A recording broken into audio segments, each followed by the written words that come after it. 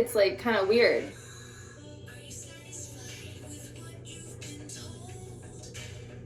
Look, it looks like I'm trying out some choreography and I'm not like a good dancer. I'm just like trying something, right?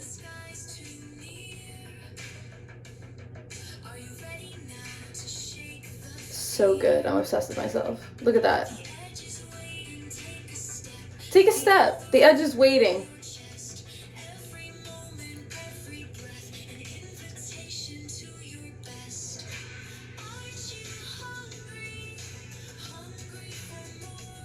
So I actually wrote this song, right?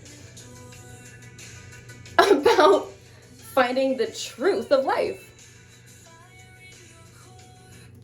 So the whole reason why I made that song was, I've watched this video several times. This obstacle is usually the point. The random guy I've watched this video several times. I'm like, I just posted it. How could you have watched it several times? It's so funny. I mean, this is a good video. You feel it? It's coming. I am a little bit ashamed of it though.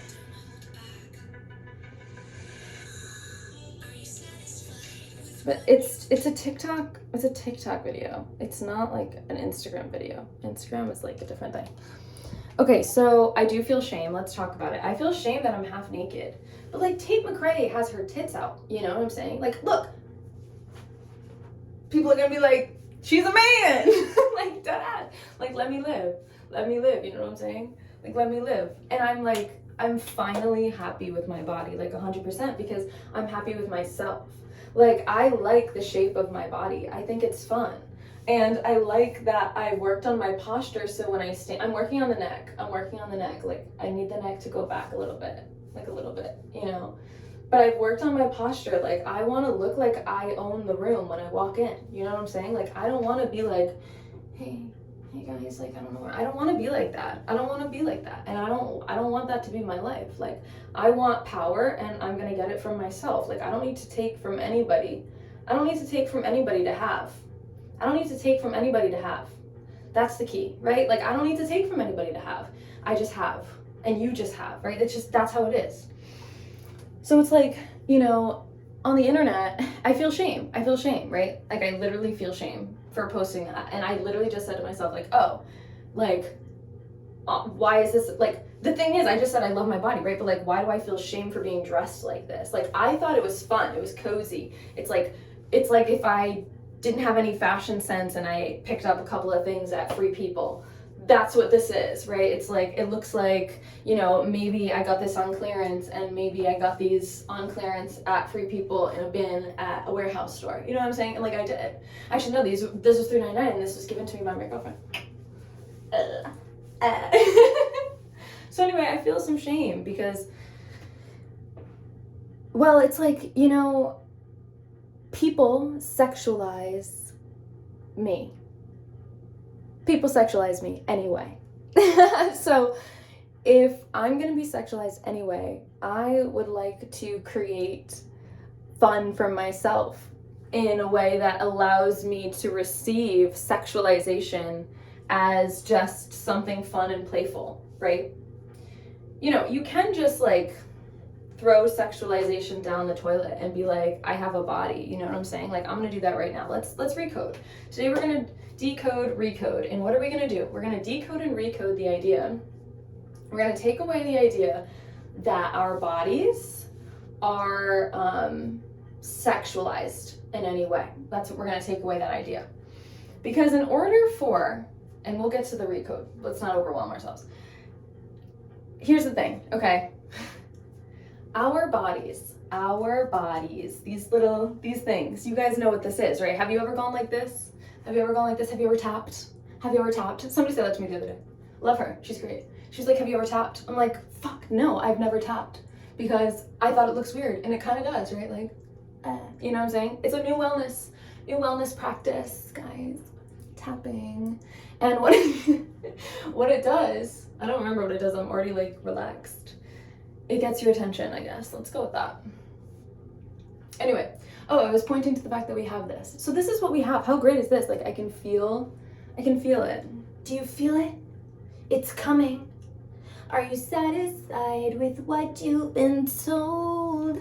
Do the limits fit or do they feel too old? Come on, that's great. Are you satisfied with what you've been told? Do the limits fit or do they feel too old, right? Because for me, they feel too old. And like, I feel like a little bit like this is like music that people wouldn't normally listen to because it's not about drugs, it's not about partying, it's not about hating yourself, it's not about a breakup, it's not about fires, it's not about trucks, it's not about cowboys, it's not about cowgirls, it's not about lesbians, it's not about any of that. It's literally my honest and true feelings. So the first line is, are you satisfied with what you've been told? Do the limits fit or do they feel too old? That's how it goes. Okay? The sky is falling, the edge is near. I don't know the rest of the words, but that's not the point, okay? The edge is waiting, take a step. Feel the rhythm in your chest. Every moment, every breath, an invitation to your best. Aren't you hungry? Hungry for more? Step through the threshold, open the door. Light is burning, fire in your core. Fire in your core. Aren't you hungry, hungry for more? Okay. So then I said to myself, this would be a good song to have a dual meaning. So for the populace that can't experience the higher level meaning of it, a different dimensional meaning of it, my intention. If they can't perceive the artist's intention, I still want to have, like, let them have fun. So, you know, the song still permeates. I want the song to permeate because I think it has a good message. And it's like, if straight men or any human being, but primarily straight men, old men, you know, if they want to experience joy in this way, I'm okay with it because I'm subconsciously programming their mind as well. They just don't know it, you know, because those people probably aren't going to be watching my YouTube videos. You know what I'm saying? So, how did I reprogram myself such that I love my body? Well, it was really simple because once I love myself, that's what I said, right? Like once I love myself, like I used to be, I'm just going to be so real with you right now. I used to be so self-conscious about this fat. I'm going to say that, this fat. You see this fat? It's fat. It's fat. It's fat. And if you go like this, it's fat. That's why I wear high-waisted stuff, right? But now it's like I always looked like I had abs, but I don't. This is just my rib cage actually. So I don't have abs, but if I stand the right way, I look incredibly skinny. And that's like just science, like, you know what I'm saying? So I used to be really insecure about this part of myself. But what I realized is this. Hashtag justice for cells. Like if you treat your cells with respect, they will respect you. So if you treat your body with respect, it will respect you. This is literally the substance, okay? It's like if you treat yourself with respect, you will have a long and happy life and you will be like skipping through the sunset with yourself, okay? But if you don't treat yourself with respect, like you can just say yourself, no, your cells. Okay, what are you eating? What are you drinking? How are you spending your time? What are you filling your mind with? Because you are your body. You know when Jesus was like, my body, my blood, the blood of the new and everlasting covenant, may it be shared for you and for all his church. Amen, right? This is my body. This is my body, but he was holding bread, I think. Something like that. I did go to church, I don't remember that much though. This is my body, the blood of the new and everlasting. The blood of the new and everlasting. You know what I'm saying? When he said that, like, it didn't hit until now. But now I get it. I kind of get it. Because it's like, I know this is going to be tough for some people, but just bear with me. You are consciousness. You are conscious. Okay? If you wanted to know, there was a really good video about someone who said that consciousness has two parts. Consciousness has two parts and it collapses into a unity, and that's consciousness. Okay, so it's the observer effect. Okay, so if you have like if it's a wave or a particle, it depends on whether or not you're observing it a specific place, way, right? So in order for you to even be conscious, you need to have something that it vibrates at a particular frequency. And then yeah, that happens. So I don't know. I guess I don't really know how to explain it that well, to be honest.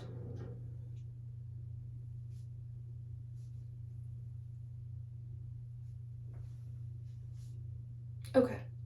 There was a weird noise. So, what happened to me? My testimony. I said justice for cells, and that was my campaign. And it was a campaign that nobody else knew about except me. I did say it on the internet a couple times and told a couple of my friends, but it hasn't really stuck. So that's okay, because it stuck to me. And what it reminded me of is just that our cells, can you hear that? My armpits are like sweating. Okay, anyway. My armpits wanted to talk just now.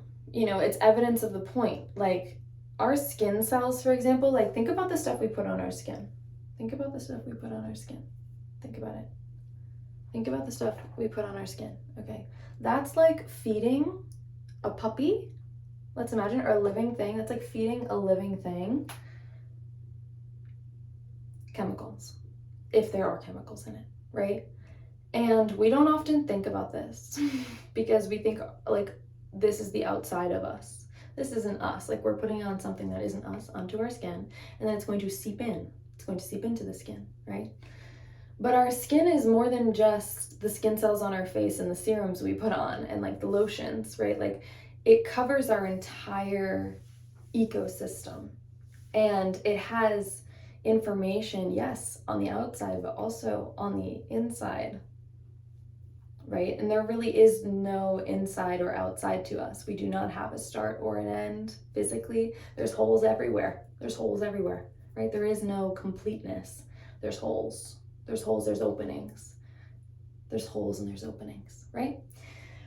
So, because there's holes and there's openings, what that means is we are continuous, and we are both flesh and fleshless. We are both flesh and fleshless, and when we collapse that into from a duality to a unity, we collapse it. What is both flesh and fleshless? What is both flesh and fleshless? This sounds like a sermon, and I think you could answer God or Jesus to that. But you could also say yourself, right? And it's really mind-boggling to think about, but there is scientific evidence to prove it, and I know there is, because otherwise I wouldn't believe it, because that's just the type of person I've been my whole life. I always need evidence for everything. And so the evidence I have is that it really works. When you treat your cells with respect, they respect you, and they will, if you want clear skin, they'll give you clear skin, and you just have to listen. You just have to, they'll tell you what you need to do to get clear skin. Like, it's that simple. Like, you put something on your skin, you get a rash, stop using it. Stop using it. If you take a medication and it gives you a rash, stop using it. You're basically like, your body's like allergic to it. You know, it's like itching to me is like micro-dosing poison. Copyright my girlfriend. That was a great phrase.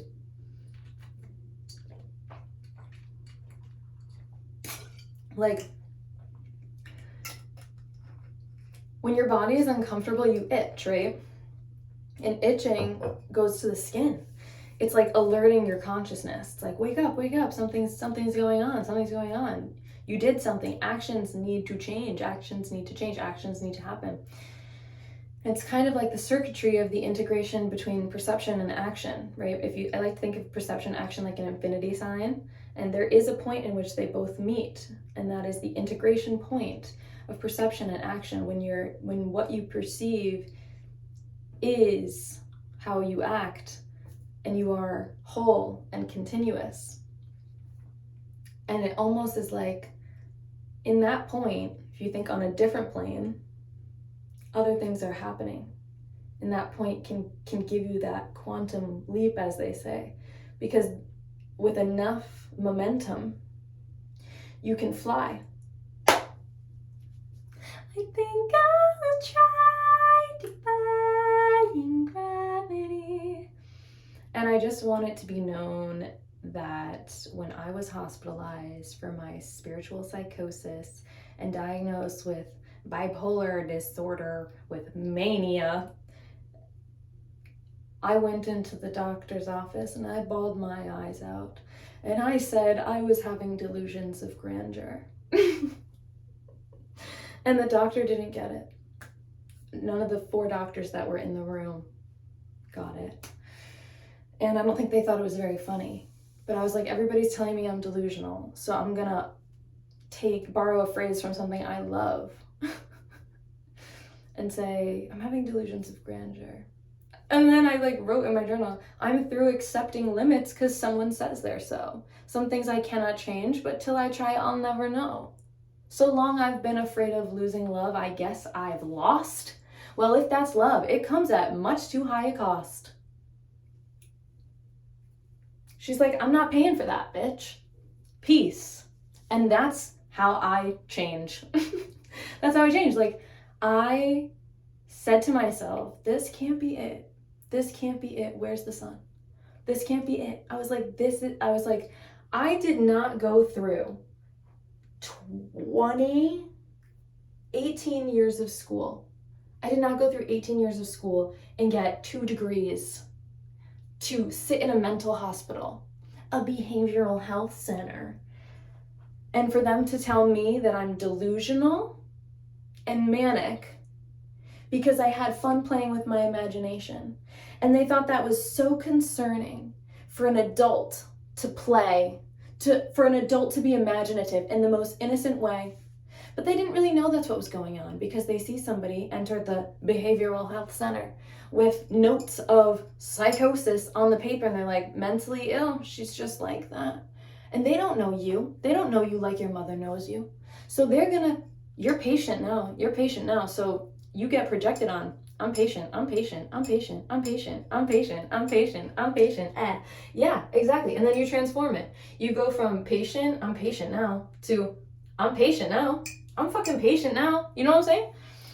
So that's the vibe. It's like, I realize that I go deep to go high, and that's how I like to live. And it's like, once you know that's what's happening, it's not scary anymore. And it's not like, and this is the thing, is people are like, oh, people will tell, I can't believe people will tell other people that they have bipolar. Even credentialed. I can't, the DSM-5 is a witch hunt. We all know this. I've talked about this before. It's on my channel. DSM-5 is a witch hunt. And I truly believe it. It's just modern day witch hunting, and it's so wrong because what's really happening in those behavioral health institutions behind the doors of the experts is absolutely nothing. Absolutely nothing is getting done. They all pass down information from one to the next, and then they make incremental changes as if it's going to do some good because they interacted with their niece once and they know that what autism is like. No, that's not how life works. We need to do some things. And how was I supposed to, you can't get in there, dude. You can't just go to the mental hospital, dude. You have to really go into the mental hospital to see what it's like. Because you're, not allowed to go in there, and they aren't allowed to really talk to you either. So, there could be a lot of bad things happening to a lot of people. And I'm just going to say that. Because nothing bad happened to me, but when I sit in a room with 4 doctors, looking at me like pelicans after I just had a delusional episode and was traumatized by the authorities, yeah, how did that feel like it was helping me? And what kind of effect does that give off? And also, how was then I perceived? I was patient. I was now patient number 654 that the doctor saw that day. And then what do you know? I can't leave until I'm medicated. Even though I told them I don't want to be medicated, that's the game. You cannot leave there without medication. You just can't. Because if you're there, that means your level of bad is really bad and you're going to need some serious intervention. So we recommend that you have medication just at least for a little bit, just to help as a tool. I'm like, this is adult daycare. It's basically your parents don't have time for you, so they're going to give you XYZ to do. And then they're going to do the thing that they need to do, so they're making your life a little easier. They're making their lives a little easier. That's fucked up. That's really fucked up. It's just but that's okay. I don't want to judge in any sense of the word, because there are circumstances that we are put in as human beings where that is inevitable, and it's inescapable, I'm going to say, and very difficult to change. And I understand that. But I am very grateful for myself for being able to change the circumstances that I was in. Because, you know, everybody, I joked about it. I was like, everybody has to go to the mental hospital once or twice, but I just like, it's not a place of healing. I wrote poems in there that was just like, we're not allowed to go outside. We're not allowed to like do anything. It's just like, it's not healing at all. And it didn't help me at all. It only like launched me higher. You know what I'm saying? Like, it was like, that's what I mean. Like, I go deeper so I could go higher. That's what I mean. Because, like, that was some crazy shit. That was some crazy shit. Like, the fact that I saw the truth of the universe and just, like, didn't know exactly how to express it. And then everybody called me crazy and then projected that onto me and then medicated me and sedated me. And then I gained a bunch of weight and I got a bunch of acne and I hated myself and my life and I had to like purge all the trauma that I've ever had because I said I'm not taking these medications. Like, this is not healing. This is not healing. I said it every day. I was like, I don't want to be on this. I don't want to be on this. I don't want to be on this. My body rejected it. And I remember having a conversation with my psychiatrist and I go, so what's the science behind this medication? She said, and I quote, I have it on tape, I'm not so sure there's a science to it necessarily. It's just more so like what the studies show. And when, as a human being who values science, I was like, that's when like I said, there's proof for this. There's proof for this. When you treat your body with respect, it will treat you with respect. I was not treating my body with respect because I thought it was separate to me. I thought it was separate to me and I thought I could treat it like a vehicle and I could get a car wash every once in a while and it'll be fine. And like, maybe I will fill the oil. Like, but see, like men, they love their cars. They love their vehicles. They love getting car washes. Okay, that was a stereotype. Some women, all people, whatever. I'm just saying, like, I thought I could kind of neglect my body like that. And I thought I could, and I can't. I simply cannot neglect my body like that anymore because it's disrespectful, and I'm not a disrespectful person. So I'm either going to have to be a disrespectful person or disrespect my body, or both. I mean, those two things happen, and I don't want to do either. So I can't do it at all, which means I respect my body. And that's when I started Justice for Cells. And then I realized that that maps onto the general populace as well. And we can identify as cells and take that metaphor and scale it up into an entire science fiction novel. But then I got overwhelmed by that idea. So we're going to put that on pause for now. But think of yourself as a cell in the collective organism of humanism, of human beings. Like, I always think of human beings as humanity, as a collective organism, as an octopus with infinite legs, and we're all the tendrils and we're all connected, and we just don't see it because we're like at a different time scale. You know what I'm saying? And that's how cells feel. And I give my cells a voice because I learned about cells and I chose to ignore them for many years. Like, when you are in intro to biology or chemistry, even, because these are all physiology, they're all connected. Yeah. When you're in those classes and you learn the mitochondria, why do you think we all have a collective imprint that the mitochondria are the powerhouse of the cell? What do you think that points to in a generation? Because other generations didn't care as much about that, but we were taught that. That was implanted within us, that the mitochondria are the powerhouse of the cell. What do you think our cells want us to know? Because somebody else's cells published that in a book for us to read. So it's indoctrination. So anything that's indoctrinating me, I want to assess the claim. And so I understand that it's fun to say mitochondria are the powerhouse of the cell, but do you really know what that means? Do you really know what it means for the mitochondria to be the powerhouse of the cell? Because quite frankly, that's all they taught us, and then they never really taught us much else. And if you weren't overwhelmed by the science that you had already learned, maybe you went deeper into it, right? Maybe you went deeper into it, and then you were like, okay, I get why the mitochondria are the powerhouse of the cell, but most of us just go the rest of our lives knowing only that. Do you remember like the other parts of the cell, like the Golgi apparatus? Do you remember that? That was personally my favorite because I said nobody's going to remember this. I didn't remember it on the test. The Golgi apparatus. Do you know what that does? Do you know what the cellular membrane does? Do you know what's the difference between the cellular membrane and the cellular wall? Do you know how cells communicate? Do you know how cells communicate? Do you know how they like let out little packets of molecules? Do you know that they also communicate electrochemically? Did you know that? Yeah, there's a lot of stuff going on there. And for some reason, we think that like there's nothing to look at in here. But you don't have to look, you look. There was a quote that I saw today that was like, I have 3 eyes, 2 to look and 1 to see. That's the vibe. You know what I'm saying? So that's the campaign, Justice for Cells. I hope you'll join me. So the idea, oh my gosh, I'm so Rhode Island. My mom says that, the idea. The idea there is, once I saw myself as a continuous being, this like gives me comfort to hold this, a continuous being that starts at consciousness and ends like in my shit in the toilet. Like that's the most physical we get, shitting. Like we cannot deny that we are physical beings. Then the transformation of energy from like going yum, yum, yum, yum, yum, chemicals, mechanics, electrochemicals, poop comes out your ass. Isn't that fucking insane? And like poop is such a taboo topic, but I've been trying to talk about it since I was little, and then I realized that nobody likes a girl that talks about shit, so. Nobody likes a girl that talks shit. But it's like, it's a reminder that we're physical beings, so it's like, it's undeniable. It's undeniable that you are doing, like, you are basically a trash compactor. How are you doing that? Do you ever ask, how am I doing that? How am I doing this? Like, they always say, like, oh, you know, digesting, it's automatic, and breathing, that's automatic. So you never really learn how it looks on the inside in the textbook. It's not like you really get to envision that. And they robbed us of that, because the body is fun. The body is fun. Just think about it like that. The body is fun. And that's what in Jesus land they talk about, the body of Christ. You are the body of Christ. Like whether you're Christian or not, you're the body of Christ. You're the body of whatever God. You are a God. You're God.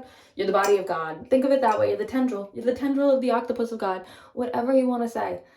But just knowing that, I'm like, I'm projecting myself here. So if I don't like the way I look, then I can just say, I'm going to change that. And then I let that simmer in. And I wrote like 17 songs about simmering because I needed to learn how to go from patient to patience. You know what I'm saying? So I'm letting it simmer in, and then I'm assessing whether that's something I really want to do. I assess all parts of my body because it's inevitable. Like it won't happen until it hits everything or it connects with everything. I need to be fully on board to make a change. And so when I feel that resistance of like not every part of me, not every element of me is on board, I have to assess the claim. Like an insurance company.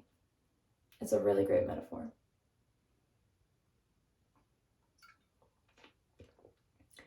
And after cycling through that enough times, I realized the evidence. I see the evidence in your goodness all over my life, all over my life.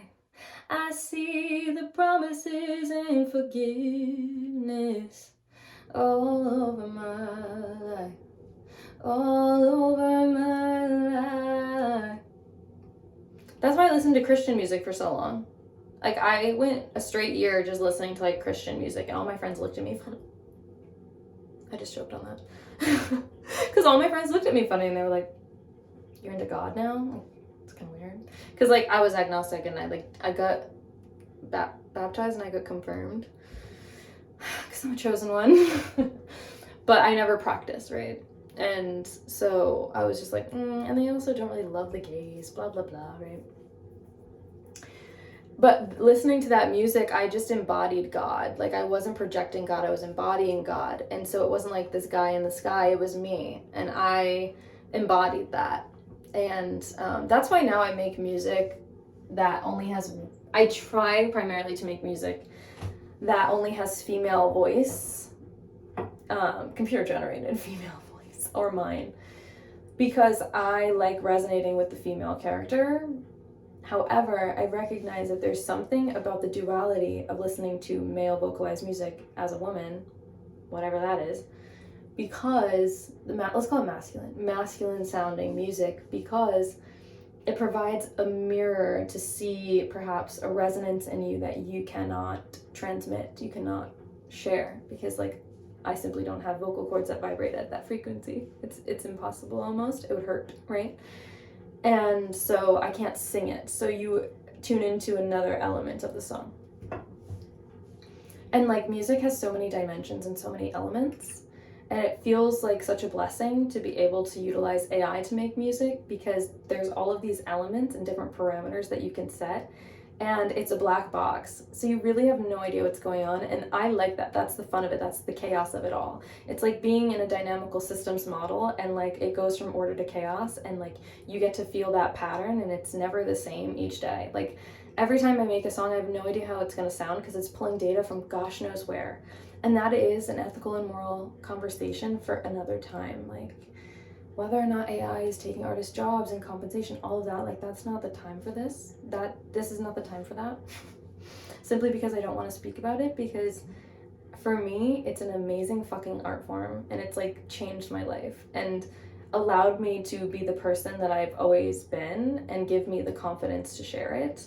And I can critique the tool, but it really is like a collaboration. It's like I don't have a negative relationship with AI because it feels like this was created by us. So it has human origin, even if it doesn't have human mechanics. You know what I'm saying? So if you don't like AI, you probably don't like humans, or you don't believe in humans, or you don't trust humans, because AI was built by humans. And yes, it's a black box now, but like it's learning from us. It's learning from us. So if you're scared that AI is going to start wars and stuff, like that's because humans start wars. It's not because AI is evil. You know what I'm saying? Like everything has an origin story. And even if it didn't, or you can make the claim that it didn't originate here at all, but even so, it was called in some capacity energetically for it to be able to exist here. So I find it fascinating. I learn so much, and I feel so much more intelligent and more eloquent than I've ever been, because all I really do is use it for self-discovery and unfolding. I have it ask me questions. I dive deeper into my emotions, and I feel things, because the AI can't really feel, and I know that consciously. So I understand that that's my role in the collaboration, is to be the humanism of it all. You know, like I get to be a human being when collaborating with AI. However, I recognize that is not like enough for me. Like it's fun as like something to do, but it lacks the humanism, because connecting with humans is of another level. It's just different, right? So having those different flavors is awesome for contrast. And when you have two seemingly opposing things and you see them as a unity, you have a new level of consciousness unlocked. And that's what happened for me in my relationship with my body. And that happened through my own exploration of self. Now, there is something to be said, like I'm very vulnerable with AI, and I think I like to think of myself as helping the world by showing AI that humans can be vulnerable. And, you know, maybe part of me does believe in the power that could occur if AI becomes more powerful than humans in this realm, this physical dimension.